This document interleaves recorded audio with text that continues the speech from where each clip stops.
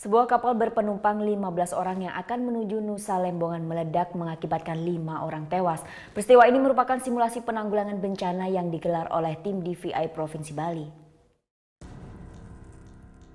Sebuah kapal penumpang TB Arjuna meledak di kawasan Pelabuhan Benoa sekitar 100 meter dari dermaga Sandar saat akan berangkat menuju Nusa Lembongan, Bali. Kapal tersebut mengangkut penumpang sebanyak 15 orang yang terdiri dari 5 orang wisatawan domestik dan 10 orang wisatawan asing. Akibat peristiwa ini, 5 orang tewas dan 10 lainnya luka-luka. Namun peristiwa ini adalah salah satu adegan dalam simulasi yang digelar oleh Disaster Victim Identification DVI Provinsi Bali bekerja sama dengan Dokpol Pusdokes Polri. Tim DVI Dokes Mabes Polri AKBP Dr. Agung menjelaskan, kegiatan ini bertujuan untuk meningkatkan kemampuan berbagai instansi dalam penanggulangan bencana di kondisi darurat, khususnya tim DVI dalam proses evakuasi korban. Dalam hal ini, untuk saat ini kita sedang melakukan simulasi fase 1 DVI.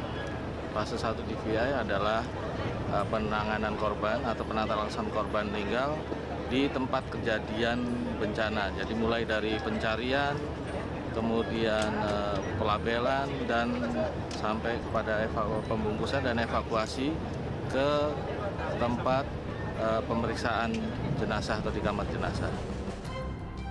Penanganan di fase awal yang dilakukan oleh tim DVI akan mempengaruhi di fase selanjutnya. Maka fase awal merupakan tahapan krusial dalam proses evakuasi korban. Tim DVI membantah jika simulasi ini digelar berkaitan dengan ledakan kapal penumpang di Parangbai pada 15 September lalu. Menurutnya, kegiatan simulasi sudah diagendakan 1 bulan sebelumnya. Surya Sanjaya melaporkan untuk NET.